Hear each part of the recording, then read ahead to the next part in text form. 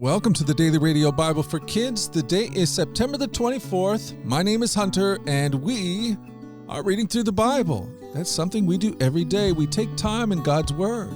We let His Word take its time on us. In fact, kids from all around the world are gathering here to listen to these amazing stories from the Bible, from Genesis all the way to the book of Revelation. And today, we're in the Gospel of Luke, chapter 23.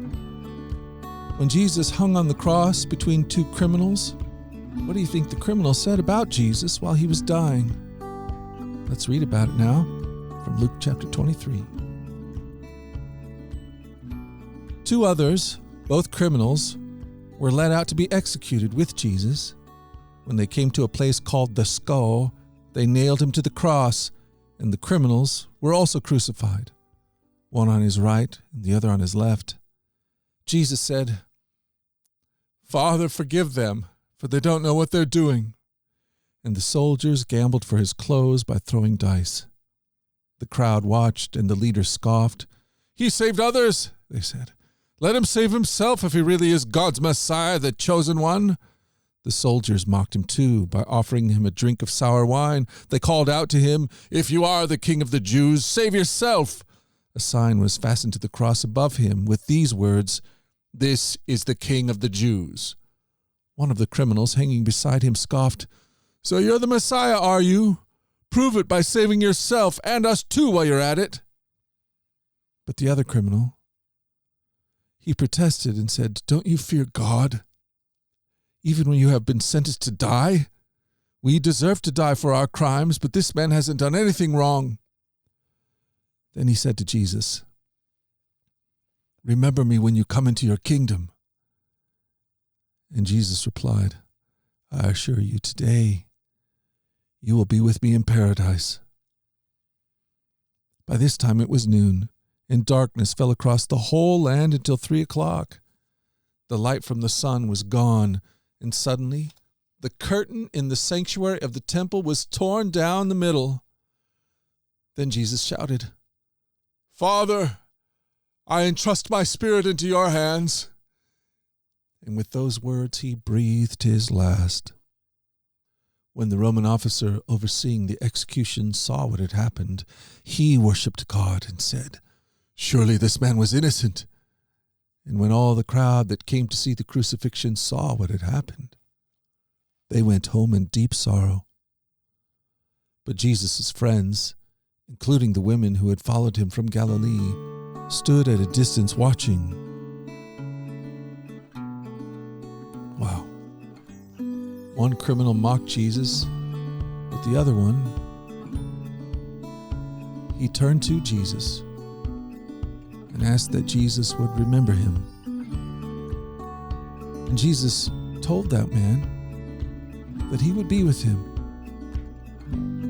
On that day, he would be with him in paradise. The thing that strikes me about this is that Jesus was with them then, right there at that moment. There at the most painful moment, the most disappointing moment, the most horrible moment of their lives. God was with them. With both of them. Not just the one who was kind to Jesus, but he was actually with them both. The God who is love was with them. Criminals, bad people, he was with them in the hardest moment of their life. And you know what? God will do that for you. He does that for us. God has come to be with us. He is Emmanuel, the whole world, because he loves the whole world. That is good news. Well, hey friends, we've done it. We've done it again. We've spent another day in the Bible. And guess what? Today, September 24th, this is the 10th year of the Daily Radio Bible for Kids podcast. Isn't that amazing? For 10 years now, we've been able to do a daily podcast where we simply read through the scriptures together. And it's been an amazing journey. Such a blessing.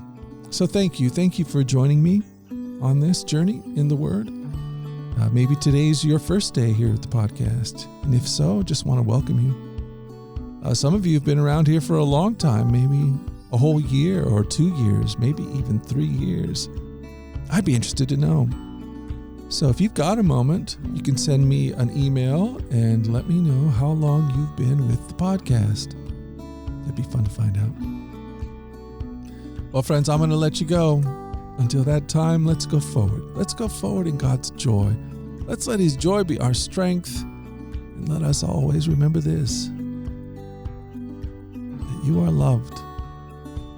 No doubt about it. Alrighty, I'll talk to you again tomorrow. You guys take care. Bye-bye.